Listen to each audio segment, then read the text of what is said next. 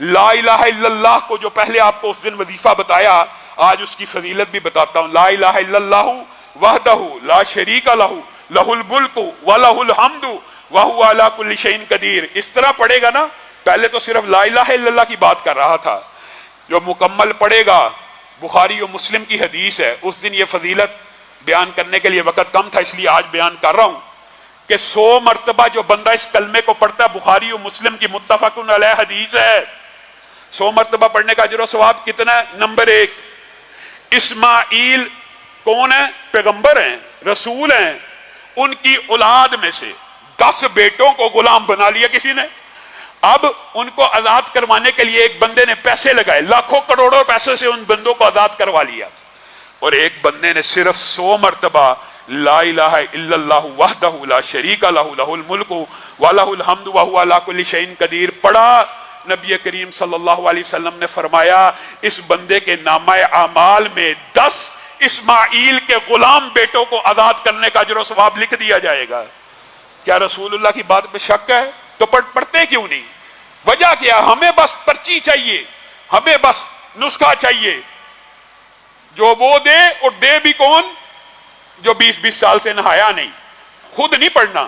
یہ 100 مرتبہ پڑھیں گے تو اسماعیل کے 10 بیٹوں کی آزادی کا ثواب ہے، اور اسی پر بس ہے۔ بہت سے بھائی سوال پوچھتے ہیں، میں آج آپ کو شرح صدر کے ساتھ یہ بات کہتا ہوں، جادو جتنا مرضی پرانا ہو، شیطانی وسوسے جتنے زیادہ ہوں، بندش، رزق، نظر بد، اسیب، جادو، بدرو، آج کل یہ بھی ایک دھندا بن گیا ہے۔ اگرچہ رقیہ شریعہ اسلام میں ہے، لیکن اب میں نے دیکھا یہ ایک دھندا اور کاروبار بنتا جا رہا ہے۔ جتنا مرضی پرانا جادو و حدیث کے الفاظ کے اوپر غور کیجئے، نبی کریم صلی اللہ علیہ وسلم نے فرمایا 100 مرتبہ صبح پڑھے گا تو شام تک شیاطین اور جنات کے شر سے محفوظ ہو جائے گا۔ جادو کن 2 چیزوں سے ہوتا ہے؟ یا جنات کے ذریعے، کاہن اپنے جنات جو ان کے مددگار ہوتے ہیں ان کو بھیج کے بندے کو ڈسٹرب کرتے ہیں، یا الفاظ سے۔ الفاظ کے بھی اثرات ہوتے ہیں۔ آپ کسی بچے کو جس کے اندر کانفیڈنس نہ ہو، آپ اس کو کہتے رہے نا، بک اپ کرتے رہے، تو بڑا اچھا ہے، تو بڑا اچھا ہے، تو بڑا اچھا سنا رہا ہے، تو بڑا اچھا جا رہا ہے، تو بڑا اچھا پڑھ رہا ہے، تو صرف الفاظ کی وجہ سے اللہ تعالیٰ وہ بیماری دور کر دیتا ہے۔ اسی طرح برے الفاظ کے بھی اثرات ہوتے ہیں، ہمیں اس بات کا انکار نہیں ہے۔ مثلا آپ کسی بندے کو گالی دینا شروع کرتے ہیں، تو یہ ہے، تو یہ ہے، آپ دیکھیں گے آپ نے اس کو صرف بغیرت ہی کہا نا، تو اس بندے کا بلڈ پریشر بڑھ جائے گا۔ اس کا مطلب ہے الفاظ کے اثرات کا تو ہم انکار نہیں کرتے، لیکن یہ جو الفاظ بد، کاہن، جادوگر لوگوں کے گھر اجاڑنے کے لیے جنات یا الفاظ کے جادو کرتے ہیں، ان سے بچنا کیسے ہے؟ یہ 100 مرتبہ یہ پڑھا کریں۔ صبح کو پڑھیں گے شام تک شیطان سے محفوظ، شام کو پڑھیں گے صبح تک شیطان سے محفوظ۔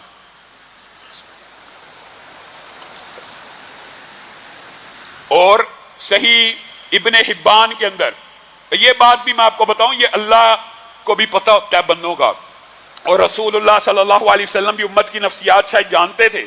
یہ تو متفق علیہ حدیث ہے، صحیح ہے، 100 مرتبہ پہلے کہا، لیکن ایک بندہ 100 مرتبہ نہیں پڑھ سکتا تو وہ کیا اس وظیفے سے محروم رہ جائے گا؟ نہیں، رسول اللہ صلی اللہ علیہ وسلم کی بھی حدیث بھی صحیح ہے، ابن حبان کے اندر موجود ہے، جو 100 مرتبہ نہیں پڑھ سکتا اس کو کتنی دفعہ پڑھنا چاہیے؟ 10 مرتبہ۔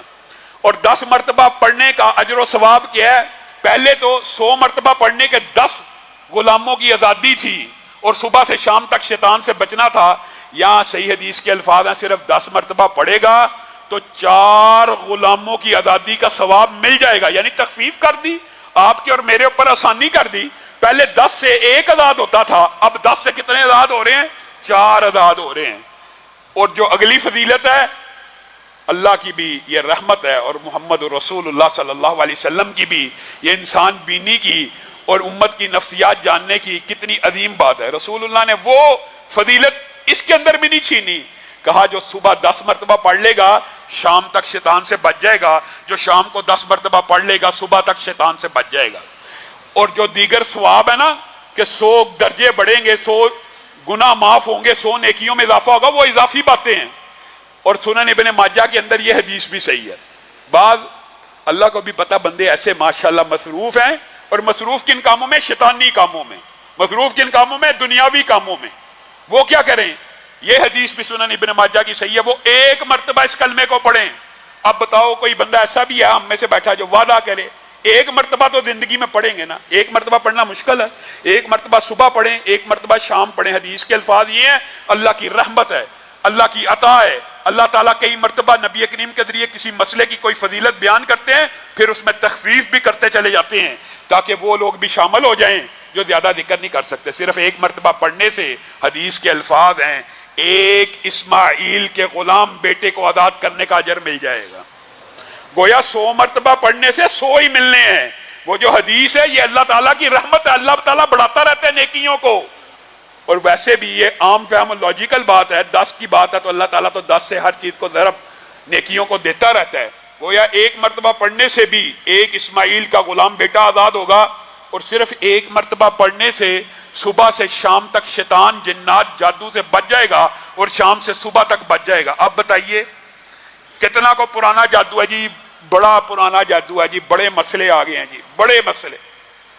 100 मरतबा सुबह और शाम अपने घर में ये वजीफा पढ़ लें, मैं आपको गारंटी देता हूं जितना मर्जी पुराना जादू हो, जितना मर्जी बुरा तवीज हो, जितने मर्जी असरात बद अल्फाज के हों या जिन्नात के हों, इस वजीफे के सामने ना जिन टिक सकता है ना बुरे अल्फाज टिक सकते।